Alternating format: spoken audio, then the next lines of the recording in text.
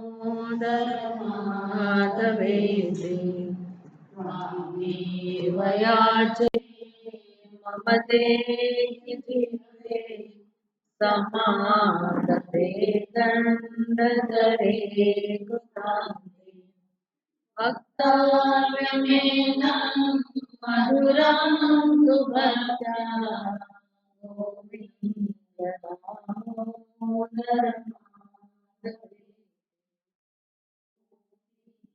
दामोदर।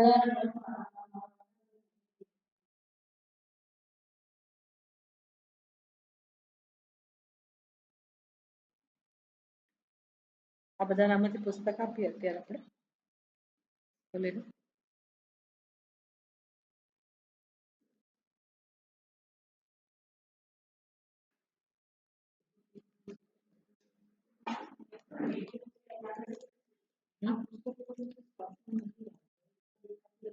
બધા પુસ્તકો નવું હોય છે કોઈ પણ આપણે મગાવ્યા ને અત્યાર સુધીમાં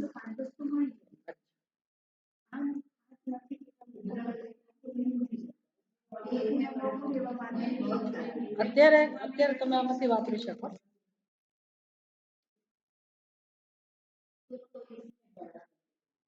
पेज नंबर તમારે કેવું પડશે 37 पेज देखिए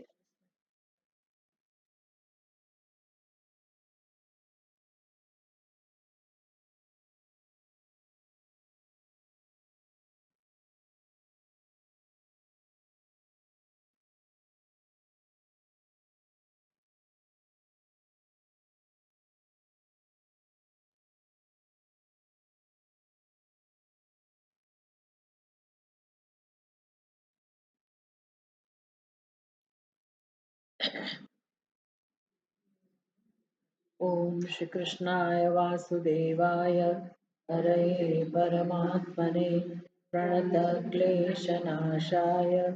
गोविन्दाय नमो नमः अज्ञानतिमिरान्धस्य ज्ञानाञ्जनशलाकया चक्षुरुन्मीलितं येन तस्मै श्रीगुरवे नमः मूकं करोति वाचालं लङ्घयते गिरिं यत्कृपातमहं वन्दे परमानन्दमाधवम्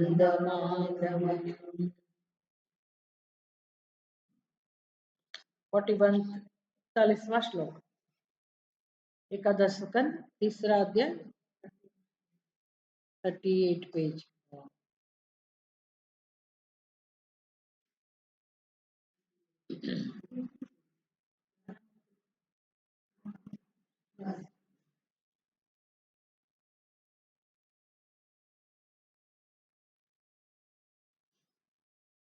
मिला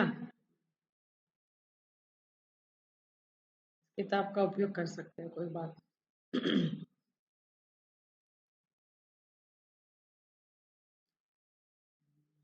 37 है मेरे राजोवाच कर्मयोगं वदतनः पुरुषो येन संस्कृतः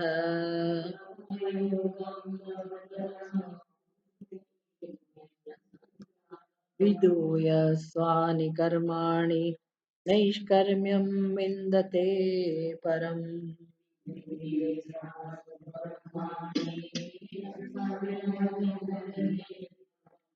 एवं प्रश्नं ऋषीन् पूर्वम् अपृच्छं विदुरन्तिके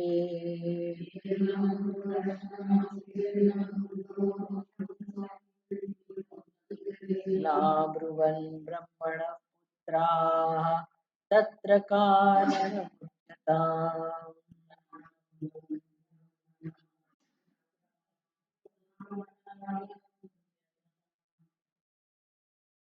राजोवाच राजा उवाच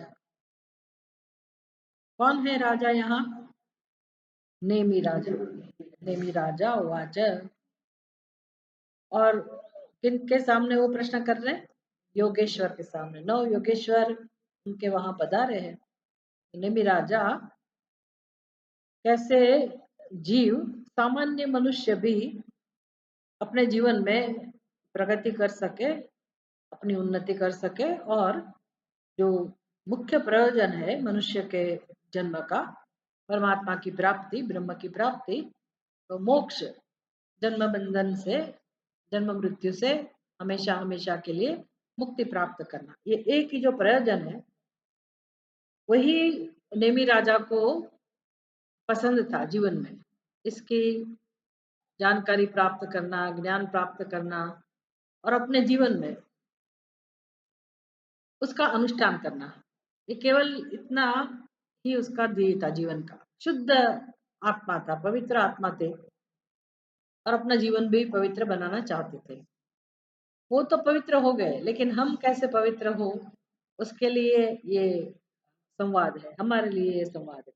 उनके माध्यम से हम अपने जीवन में भले कितना भी कष्ट हो, या तो कितना भी मौज शौक हो, भौतिक सुख हो, लेकिन जो मूलतः हमारी इच्छा है और हमारी जो आवश्यकता है, परम शांति, परम प्रेम, या तो मोक्ष, उसकी पूर्ति के लिए भी हमारे जीवन में पुरुषार्थ होना चाहिए। तो वो इस अध्ययन से, इस सत्संग से धीरे धीरे हम कर सकते हैं। हमारे जीवन में भी एक दृष्टि मिले कि हम कैसे अपने जीवन में आगे बढ़े।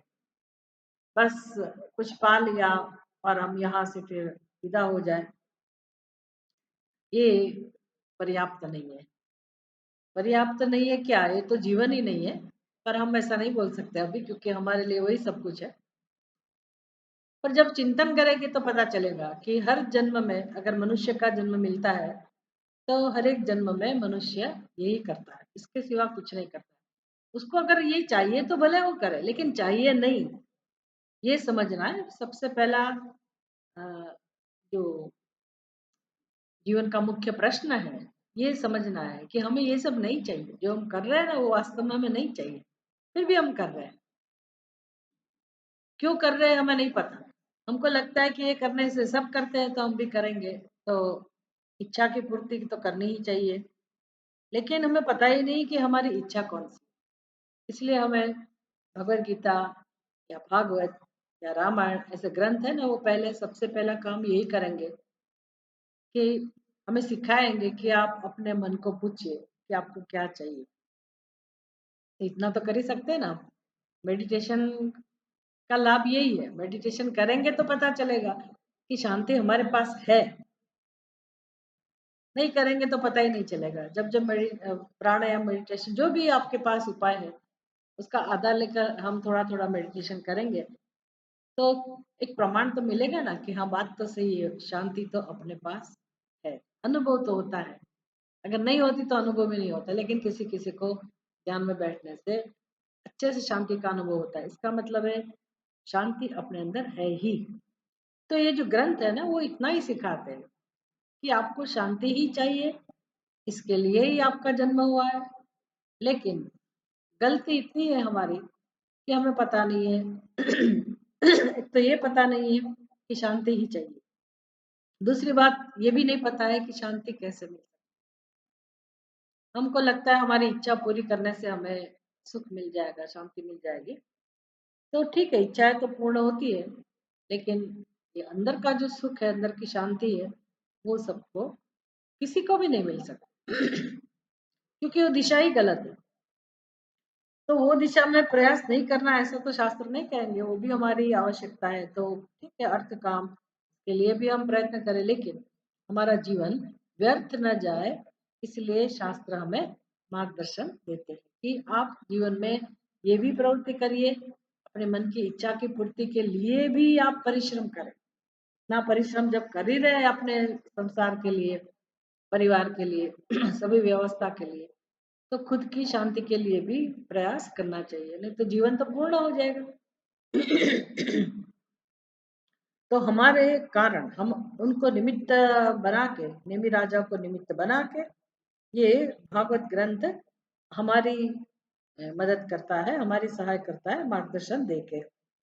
तो अभी नेमी राजा पूछ रहे हैं नव योगेश्वर को, कर्मयोगम वदत नः येन पुरुषः संस्कृतः विधुय स्वानि कर्माणि नैष्कर्म्यम विन्दते परम, परम नैष्कर्म्यम विन्दते। तो देखिए प्रश्न क्या है। पहला जो चरण है कर्म योगम वदत नह, नह मतलब अस्माकम, हमें, कहिए, वदत माने कहिए, ये मानार्थ है ना, योगेश्वर के साथ बातचीत हो रही है ना, तो आप कहो ऐसा नहीं, आप कहिए, रिक्वेस्ट। नह वदत, आप हमें बताइए, क्या बताइए, क्या बताने की कृपा करें। कर्मयोगम, कर्मयोगम वदत, आप हमें कर्मयोग के बारे में कुछ कहिए, कर्मयोग का अर्थ सिखाइए। तो इसका मतलब है हम अभी भगवत गीता भी साथ में सीखेंगे, भागवत तो सीखेंगे लेकिन साथ में भगवत गीता, कर्मयोग भगवत गीता का ही है ना, तो मेन तो उपदेश भगवत गीता का वही है, मोक्ष उपदेश है लेकिन उसका साधन कर्मयोग है।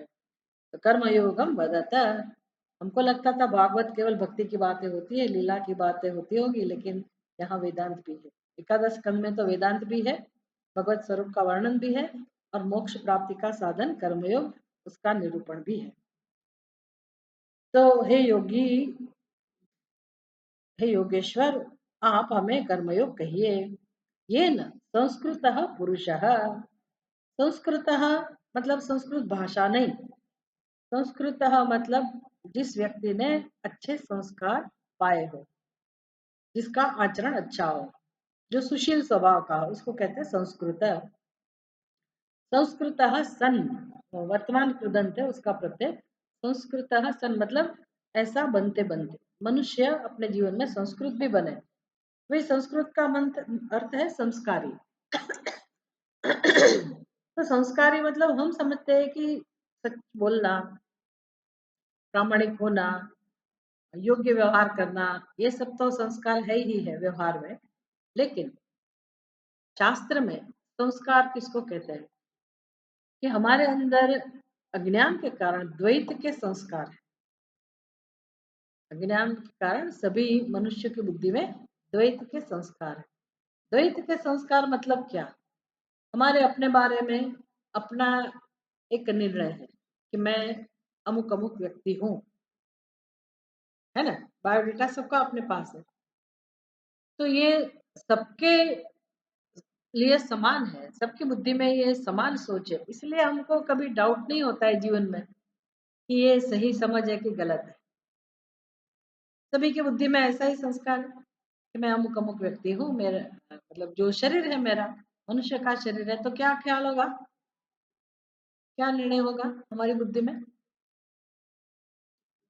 मुझे मनुष्य का शरीर मिला है तो मेरी बुद्धि में क्या निर्णय होगा, मैं मनुष्य हूँ। फिर वो मनुष्य का शरीर भी पुरुष का है तो मैं पुरुष हूँ, स्त्री का शरीर है तो मैं स्त्री हूँ, सहज रूप से यही ख्याल है। हम सोच सकते हैं ये चिड़िया घूम रही है, वो अपने आप को क्या समझती होगी,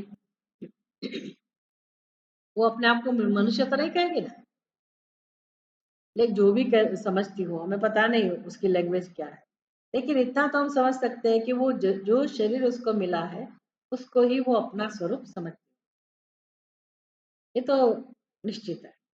तो सबकी बुद्धि में ऐसी समझ है, ऐसा निर्णय है, जो शरीर मुझे मिला वही मेरा स्वरूप है। अभी वेदांत क्या समझाता है, सत्य क्या है कि हमारे अंदर दोनों चीज है। एक तो मैं, जो जिसके लिए कोई नाम रूप की आवश्यकता नहीं। मान लो आपकी बुद्धि में आपके नाम तो बाद में मिला ना, जन्म के बाद मिला, तो बिना नाम के भी हम थे ना, बिना नाम के भी हम थे कि नहीं थे। फिर ये शरीर चले चले जाने के बाद वो नाम भी समाप्त हो गया, तो बिना नाम के भी हम थे। फिर जब हम सो जाते हैं तो ये शरीर का भी पता नहीं है कि मैं कैसी दिखती हूँ, कैसा दिखता हूँ, उसका भी पता नहीं है, स्त्री हूँ पुरुष हूँ, सब छूट जाता है, लेकिन मैं है कि नहीं है, मैं तो है। तो जब हम ऐसे अपने बारे में सोचते हैं ना कुछ भी, तो उसमें दो सत्य है हमारे। एक तो जो शुद्ध अहम, बिना नाम रूप वाला, बिना विशेषता वाला, बिना गुण वाला, जो एकदम प्रशांत है, जो शिव स्वरूप है, चिदानंद रूप शिवोहम शिवोहम, वो शिव स्वरूप उसका भी अनुभव है, सहज रूप से है। और दूसरा, मैं ये शरीर हूँ, मनुष्य हूँ, स्त्री हूँ, पुरुष हूँ, जो ऐसे समझ वाला जो निर्णय है ना, वो भी मैं है, दो मैं है। पर हम किसको सत्यता देते हैं? शरीर तो उसको कहते जीव, मैं जीव हूँ, तो इसको सत्यता देते हैं। तो इसके कारण हमें पता नहीं है, इसके कारण हमें पता नहीं कि हमारा जो जो मूलभूत सत्य है, शिव स्वरूप, चिदानंद स्वरूप, उसका हम तिरस्कार कर देते हैं। वो होने के बाद भी हम उसका तिरस्कार कर देते हैं। तो अभी कितना हुआ हमारे अंदर?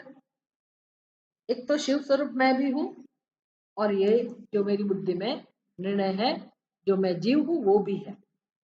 दो हो गए ना, उसको कहते हैं द्वैत बुद्धि। तो हम अपने आप, अपने सोच के कारण वही पूर्ण स्वरूप परमात्मा से हम जुदा हो गए।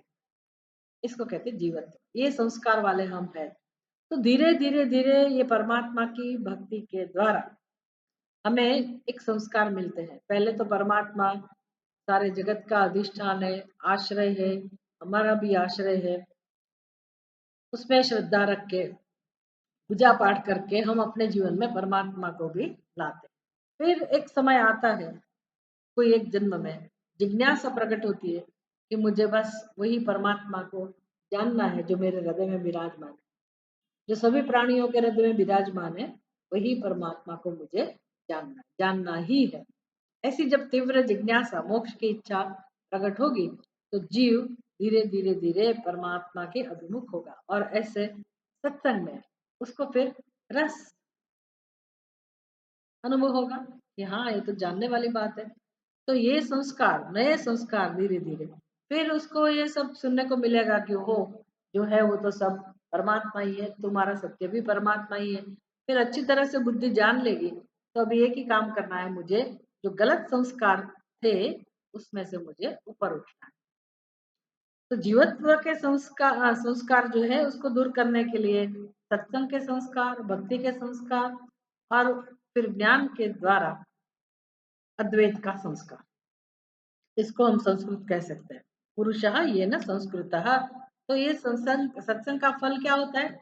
अगर हम नियमित रूप से करते हैं, प्रेम से सत्संग करते हैं तो ही, हाँ, तो ही हमारे अंदर धीरे धीरे दूसरा नया संस्कार जमा होगा। अच्छी बात है कि बुरी बात है?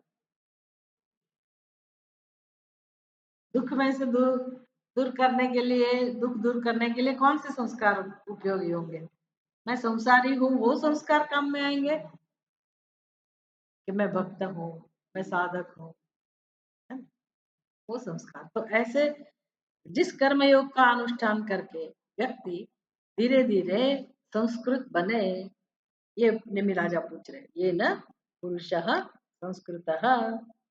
अच्छा, संस्कार तो आए, फिर क्या होगा? कर्मयोग का अनुष्ठान करके, तो कर्मयोग हम देखेंगे। कर्मयोग का सिद्धांत मतलब क्या? समर्पण की भावना के साथ हम अपने कर्म करें, परमात्मा को प्रसन्न करने के लिए हम अपने कर्म करें। विधूय स्वानि कर्माणि, फिर क्या होगा? उससे फल क्या मिलेगा? ये संस्कार से विधूय स्वानि कर्माणि। तो जब जो हम अपने कर्म ऐसा सोचते हैं, मैं और मेरा कर्म, और उसमें से मैं और मेरा, ये जो हमारी समझ है, और उसमें से जो कर्म उत्पन्न होते हैं उसको कहते हैं मेरे कर्म। मेरा कर्म मतलब मेरी इच्छा की पूर्ति के लिए जो कर्म करते हो, जिसको कहते हैं अर्थ और काम, मेरे कर्म। जो भी कर्म फिर हो आपके, कर्तव्य कर्म, फिर रोज बरोज के जीवन में छोटे मोटे कर्म होते हैं, सभी कर्म स्वानि कर्माणि विधूय, मतलब वो धीरे धीरे उसका महत्व कम होता जाए, और नैष्कर्म्यम विन्दते परम।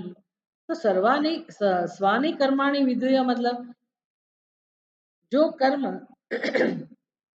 अज्ञान को दृढ़ करता है, दुख को बनाता है, दुख दुख मिलते रहते हैं, ऐसे कर्म छोड़ करके धीरे धीरे और निष्कर्म्य कर्म का अनुष्ठान करते करते, भक्ति का अनुष्ठान करते करते, फिर ऐसा है ना कि घर के कर्म भी हम सेवा की भावना से कर सकते, प्रेम से कर सकते। बहनों को तो अनुभव है ही, पर फिर भी उसमें थोड़ा भी राग द्वेष जो रह जाता है ना, उससे भी हम मुक्त हो जाते। તમે ત્યાં બેઠા છો ને ખોટી જગ્યા છે, તમારે અહીં બેસવાનું, સામે દેખાય મને।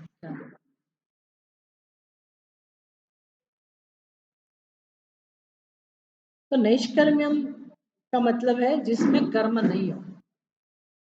आपको मैं एक प्रश्न पूछती हूँ, आपको जीवन में कौन सी स्थिति अच्छी लग सकती है, जहां कुछ भी कर्म नहीं करना हो, ऐसी स्थिति, कि जहां बहुत सारे कर्म करना है, वो स्थिति कौन सी? कर्म करने की स्थिति अच्छी लगेगी। फिर कर्म खत्म हो जाता है तो अच्छा लगता है कि नहीं लगता है? हाँ, तो, तो फिर कहिए कौन सी स्थिति अच्छी लगती है? कर्म करने के बाद अच्छा लगता है ना, कि अभी हो गया सब कर्म। जब तक टेंशन है कि मुझे ये करना है, ये करना है, तब अच्छा लगता है, तब अच्छा नहीं लगता। निश्चिंतता चाहिए ना, कि मेरे अभी मुझे कोई जिम्मेदारी नहीं हो, छोटे से छोटी जिम्मेदारी भी मेरे ऊपर नहीं हो, सब चीज मुझे मिल जाए, वाह, कोई चिंता नहीं, कोई टेंशन नहीं, उसको कहते हैं निष्कर्म। सब सब अपने आप हो जाए, होता रहे, तो कितना अच्छा है।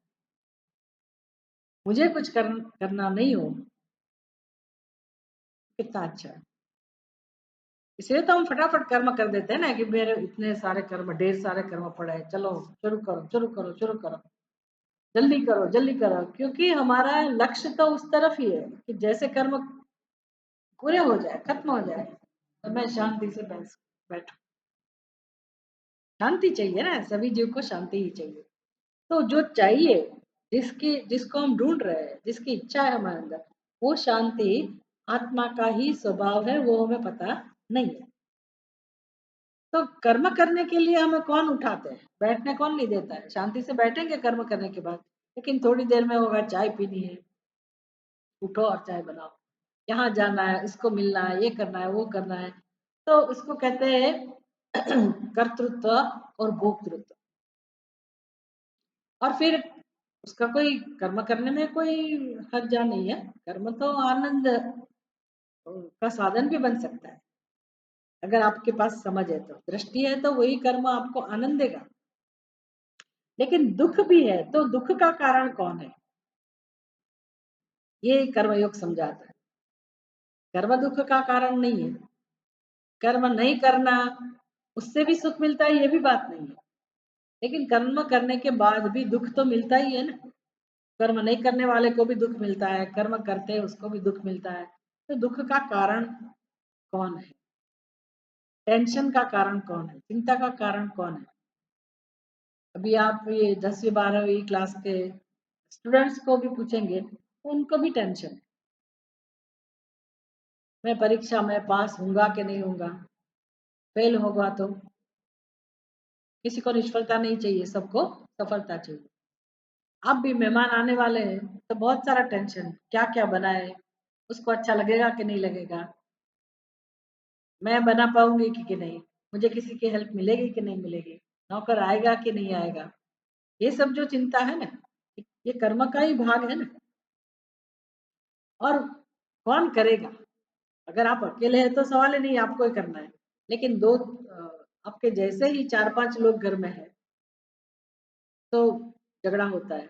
ये कहेगी कि मैं नहीं करूंगी, या तो ये कहेगी कि मैं इतना ही करूंगी, तुमने इतना कम किया, इसने ये किया, ज्यादा किया, वो किया, इसने ऐसे किया, ये सब झगड़े। इस सब का कारण कौन है? अपनी बुद्धि में जो कर्तृत्व है, वही। कर्तृत्व का पता है आपको? मैं पढ़ा, मैंने एक अच्छी स्टोरी सुनी थी उसके बारे में, कि एक अ, घर में 4 कन्याएं थी, चारों की शादी करनी थी। तो माता पिता तैयार थे, घर में लोग आने वाले थे, लड़के वाले लोग आने वाले थे लड़की को देखने के लिए। तो सारा इंतजाम तो हो गया, भोजन भोजन बन गया।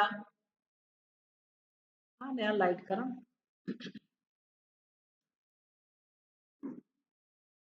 सब भोजन भोजन सब बन गया। फिर घर में बिल्कुल शांति थी। तो लड़के की माँ थी ना, उसको थोड़ा ऐसे हो रहा था कि कुछ गड़बड़ है, कुछ गड़बड़। कुछ पता नहीं चलता था कि क्या गड़बड़ है। दाल में कुछ काला है ऐसा उसको लगने लगा।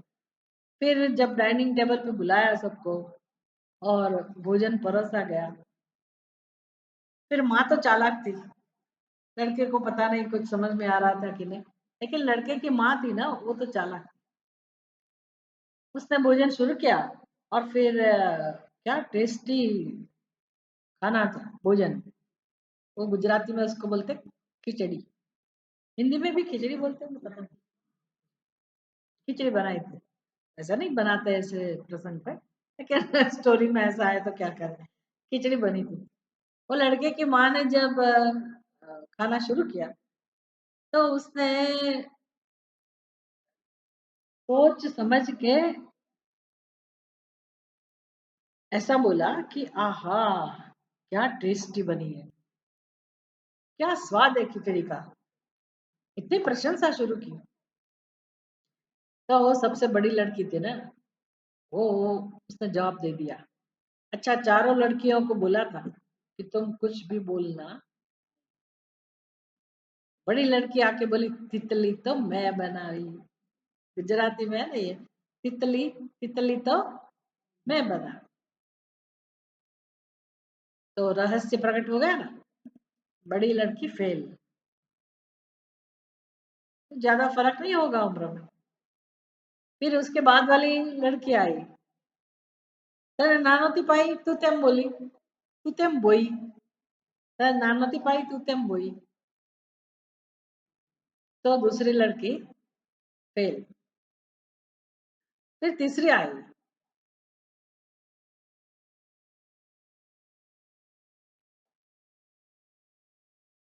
ए बोई तो बोई तू तेम बोई।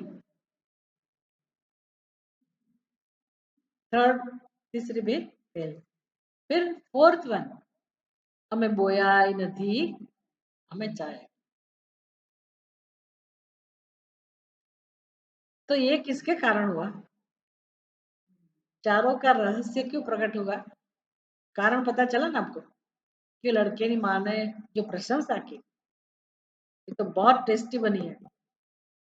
घर में भी हम किसी के जाते हैं ना तो बोले पूछेंगे कैसा बना है भोजन। वो चाहते हैं ना कि कैसा बना है। फिर अगर हम कहे कि अच्छा हो तो हाँ मैंने बनाया, सीधा सीधा तो नहीं कह सकते मैंने बनाया, लेकिन कैसा बनाया तो जानना चाहते हैं, अच्छा बना था कि नहीं बना। तो ये मैं बना तो सबके अंदर है ही, उसकी बात है कर्तृत्व की, कर्म की बात नहीं। वो ही झगड़े का कारण है, टेंशन का कारण। मैंने इतने इतने कर्म किए, अपने घर में इतना कर्तव्य कर्म किया, इतने इतने लोगों के लिए किया, मुझे किसी का फल नहीं मिला, उससे किसी ने कदर नहीं की, प्रशंसा नहीं की। आगे भी मुझे करना पड़ेगा क्या पता। यही हमारा तो संसार है ना, और क्या है। ये जो है कर्तृत्व, वो दुख का कारण। ये भगवत गीता समझाती है। कर्म योग में ये सब हमें समझ में आता है। ये जब हम सुनेंगे ना, समझेंगे ना, तो हमारी बुद्धि स्वीकार करेगी कि हाँ बात तो ऐसी, बात तो सही है। जैसे मैं अभी बोल रही हूँ, तो बोलने का कर्म हो रहा है। मेरी समझ में ऐसा है कि मैं बोल रही हूँ। आपकी समझ में भी ऐसा ही होगा कि मैं बोल रही हूँ। आपकी समझ में आपके बारे में क्या आप सोचेंगे, क्या होगा आपकी समझ में? आप सुन रहे हैं, तो उसमें क्या गलत है? गलत क्या है? मैं बोल रही हूँ, आप सुन रहे हैं, इसमें गलत क्या है? कर्म हो रहा है, मेरा बोलने का कर्म हो रहा है, आपका सुनने का कर्म हो रहा है, तो गलत क्या है? कुछ गलत लग रहा है? व्यवहार तो ऐसे ही होता है ना। तो सत्य भी है, मैं बोल रही हूँ आप सुन रहे हैं, हमारी सोच इतनी ही है, हम इतना ही समझ सकते हैं। सत्संग से क्या सीखने को मिलता है? सत्य क्या है? सत्संग मतलब जो सत्य का बोध कराए, उसका नाम सत्संग। तो भगवत गीता में भगवान क्या सिखाते हैं, भागवत में हमें क्या सीखने को मिलता है, तो सत्य क्या है? तो क्या सत्य है? जब मैं सोचती हूँ कि मैं बोलती हूँ, तो इसका मतलब है मैं डेप्थ डेप्थ में नहीं जाती, लेकिन सोचूंगी तो पता चलेगा कि हाँ, बोलने की व्यवस्था भगवान ने बनाई। शरीर के अंदर ऐसी व्यवस्था है कि अंदर से नाद उत्पन्न होता है, उसका आघात होता है सभी अवयवों के साथ, तब तभी हमारे कंठ में से वाचा उत्पन्न होती है। ऐसा है कि नहीं? कोई कोई लोग बोल भी नहीं सकते, गूंगे बेचारे नहीं बोल सकते। तो बोलने का कर्म, मैं ऐसा मानती हूँ कि मैं बोल रही हूँ, लेकिन वो कर्म में मेरा क्या कंट्रीब्यूशन, मैंने क्या किया? भगवान ने ये व्यवस्था बनाई है और शब्द उत्पन्न होते हैं। शब्द का ज्ञान भी मुझे किसी ने बोलने का सिखाया बचपन में, तभी मुझे बोलने का आया कि ये ऐसे बोला जाता है। फिर इतने बड़े होने के बाद भी संस्कृत लैंग्वेज, उसका उच्चारण कैसे होता है, ये भी कोई किसी ने सिखाया है। प्रयत्न करो तब हम सीख पाए। लोगों को पता ही नहीं है, बोल देते हैं।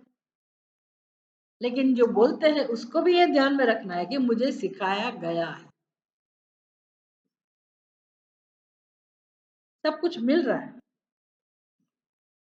कर्म हो रहा है। वाग इंद्रिय की व्यवस्था, वाग इंद्रिय भगवान ने उत्पन्न की है, मैंने तो नहीं बनाई। फिर आप कहेंगे हम सुन रहे हैं, तो आप कह रहे हैं आप सुन रहे हैं, लेकिन सुनने की व्यवस्था, जो मैं शब्द बोलती हूँ वो शब्द प्रकट होकर आपके पास आते हैं, आप तक पहुंचते हैं, वो इसके लिए कौन जिम्मेदार है? मैं? आप? कौन? अपने आप होता है? क्या नाम लोगे आप? किसको जिम्मेदार समझेंगे? कौन कारण हो सकता है? शब्द की उत्पत्ति के लिए भी ईश्वर की व्यवस्था, शब्द यहाँ से वहां ट्रैवल करते हैं उसके लिए भी भगवान की व्यवस्था, वो शब्द आपके कान के अंदर जाते हैं, वो व्यवस्था भी किसकी है? और जो आपके कर्णे इंद्रिय है, आपके कान है, जिसको आप मैं कहते हैं, वो भी किसकी व्यवस्था? तो सारा कर्म आप सोचेंगे तो पता चलेगा कि व्यवहार में भले हम ऐसा बोले कि मैंने बोला, मैंने सुना, लेकिन मुझे सुनाई देता है। कभी कभी कान सुनने का काम बंद कर देता है, कहना पड़ता है मुझे सुनाई नहीं देता है। तो आप अगर सुनने वाले ही थे तो कोशिश करो ना सुनने की। गला बंद हो जाता है, बैठ जाता है, तो हम नहीं बोल पाते, कितना भी करेंगे नहीं आवाज निकलेगी। इसकी तरफ हम ध्यान नहीं देते, अगर ध्यान देंगे तो सभी व्यवहार में, सभी कर्म में आपको ईश्वर की व्यवस्था नजर आएगी। तो फिर मेरा कर्तृत्व, खिचड़ी मैंने बनाई, व्यवहार में ठीक है, लेकिन वो प्रकट करने का जो अंदर से फोर्स है ना, वो उसको क्या कहेंगे? वही अज्ञान है, नहीं जानने के कारण। और फिर दुख का कारण कौन हो सकता है? वही। तो अगर हमें जीवन में दुख नहीं चाहिए तो कहाँ काम करना चाहिए? यही क्षेत्र में काम करना पड़ेगा। मैं पना, इसको बोलते हैं कर्तृत्व बोध। मैं और मेरा, बस इतना ही संसार है, इतना ही दुख का कारण। और हम सारा जीवन जीते हैं, सभी व्यवहार करते हैं, लेकिन इसकी तरफ हम ध्यान नहीं देते। इसलिए कहते हैं विधुय स्वानि कर्माणि, कर्मयोग का अनुष्ठान मतलब धीरे धीरे ऐसे अपने कर्म। तो ये समझ के साथ कर्म करना, इसका मतलब है कर्म भगवान को समर्पित करना।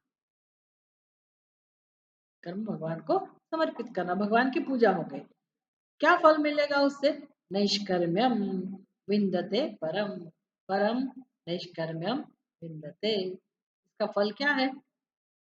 व्यक्ति को क्या मिलता है?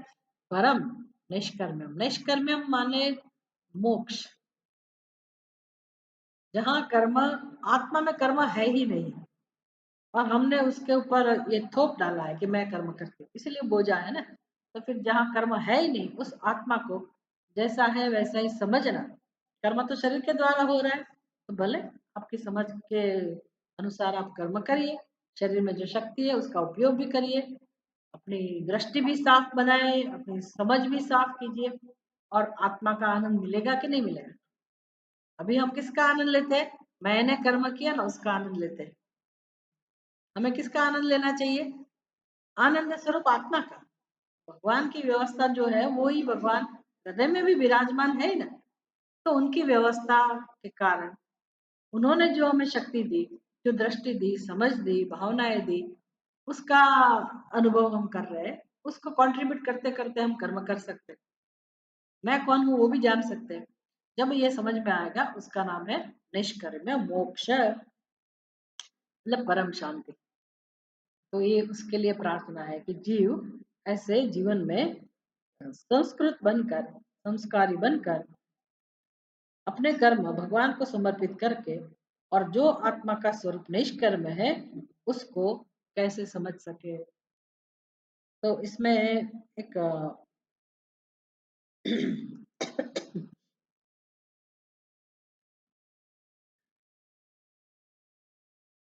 कुछ दृष्टांत दिया था।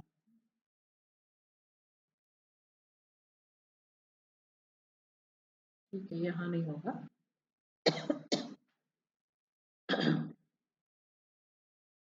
एवं प्रश्नम ऋषिन पूर्वम अपृच्छम पितुरंतिके।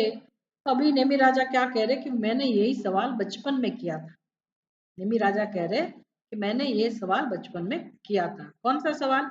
कर्मयोग के बारे में आप हमें बताइए। ये बात उन्होंने पूछी थी बचपन में। पितु अंतिके, पिता को पूछी थी। उनके पिता जो इक्ष्वाकु हिंदी ट्रांसलेशन में है ना, उनको पूछा था। न अब्रुवन ब्रह्मणः पुत्राः तत्र कारणम उच्यता। तो पिताजी ने मुझे उत्तर नहीं दिया। तो हे ब्रह्मा जी के पुत्र, ब्रह्मपुत्र नवयोगेश्वर, उनको कह रहे कि हे ब्रह्मपुत्र, आप हमें बताइए कि इसका क्या कारण क्या होगा, क्यों पिताजी ने मुझे इसका उत्तर नहीं दिया था। तो नेमी राजा जब इस उम्र में नवयोगेश्वर के साथ जब संवाद कर रहे हैं, तो बचपन में तो बहुत छोटी उम्र में हो गए। तब उन्होंने पिता को पूछा ये प्रश्न, तो उसका उत्तर उसको नहीं मिला। तो कारण हमें पता चलेगा कि क्या कारण होगा, क्योंकि बचपन में ये सब बात जानने का कोई अर्थ नहीं है। और बचपन में अगर व्यक्ति इतनी मैच्योर है कि वो पिता कैसे जान सकते हैं, तो बचपन बचपन में ये उत्तर देने का कोई महत्व नहीं होता होगा, इसलिए पिता ने नहीं दिया होगा, वो मुनि बताएंगे। लेकिन ये प्रश्न मेन है, तो प्रश्न याद रखना, तब हम उसका जब जवाब मिलेगा ना तो उसको कनेक्ट कर पाएंगे। याद रखना प्रश्न। आज हम इतना ही सत्संग करेंगे कि कर्तृत्व से मुक्ति, कर्मयोग की समझ, कर्मयोग का बोध क्या होगा, क्या हो सकता है। तो हमारी बुद्धि में जो मैं कर्म करने वाली हूँ, हम करता, हम भोगता, वो खाली हमारी समझ है, सत्य नहीं है। सत्य ईश्वर ही है। इसलिए समझ को बदलने के लिए मनुष्य का जीवन मिला है। धीरे धीरे धीरे जो मेरा घमंड है ना, अहंकार, अभिमान, उसको दूर करने के लिए मुझे ये उपदेश दिया जाता है कि आप अपने कर्म भगवान को प्रसन्न करने के लिए सेवा की भावना से, अपना कर्तव्य समझकर, प्रेम से अपना जीवन जिए। धीरे धीरे चित्त शुद्धि होगी उससे, और फिर अपना जो आत्मा नित्य शुद्ध, नित्य बुद्ध, नित्य मुक्त, जो शिव स्वरूप आत्मा है ना, जिसका तिरस्कार हम कर रहे हैं जन्मों जन्मों से, वो तिरस्कार बंद हो और ज्ञान की इच्छा प्रकट होगी। फिर तो बस वही आत्मा का स्वरूप जानने की इच्छा होगी। तब मजा आएगा तत्वमसी सुनने में। तब उपनिषद का उपदेश, गीता का उपदेश, भागवत का उपदेश, और आनंद मिलेगा सुनने में। लेकिन हमें प्रश्न ही पता नहीं है ना, कारण ही पता नहीं है कि ये सत्संग किसके लिए, ये ज्ञान किसके लिए। इसलिए कभी कभी सुन लेते हैं, ठीक है। लेकिन जब अपनी इच्छा तीव्र बनेगी तो और आनंद आएगा। धीरे धीरे वो बनाना, वो अभ्यास करना, वो भी एक कर्तव्य है हमारा, कम से कम इस उम्र में। इसलिए हमने उसको निमित्त रूप में लिया है भागवत को। तो हम नेक्स्ट क्लास में देखेंगे। ओम पूर्णमदः पूर्णमिदं पूर्णात् पूर्णमुदच्यते पूर्णस्य पूर्णमादाय पूर्णमेवावशिष्यते। ओम शांति शांति शांति। हरिः ओम। श्री गुरुभ्यो नमः। हरिः ओम।